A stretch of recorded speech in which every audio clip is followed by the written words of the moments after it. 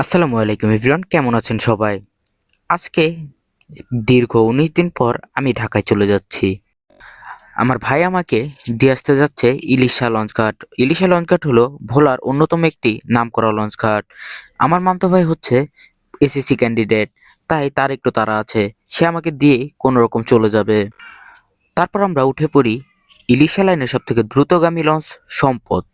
সেই সম্পদ লঞ্চে মামাতো ভাই একটু ঘুরে ফিরে দেখে আমাকে একটি বিজনেস ক্লাস এসি সিট কেটে দিয়ে গেল।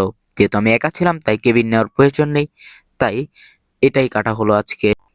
তারপর মামাতো ভাইকে বিদায় দিয়ে এবার বিদায় দিচ্ছি ভোলাবাসীকে। লঞ্চ খুব তাড়াতাড়ি ছেড়ে দিয়েছে, কারণ আমি এসেছি ঠিক কারেক্ট টাইমে। তো ঠিক আছে, ভোলাবাসীকে বিদায় দিয়ে এবার আমি ঢাকার উদ্দেশ্যে রওনা হয়েছি। দেখা হবে পরবর্তী কোনো নতুন ভিডিওতে। সবাই ভালো থাকবেন, সুস্থ থাকবেন। ভিডিওটি ভালো লাগলে পেজটিকে ফলো করতে ভুলবেন না এবং ভিডিওতে একটি লাইক দিয়ে কমেন্ট করে আমাদের পাশে থাকবেন।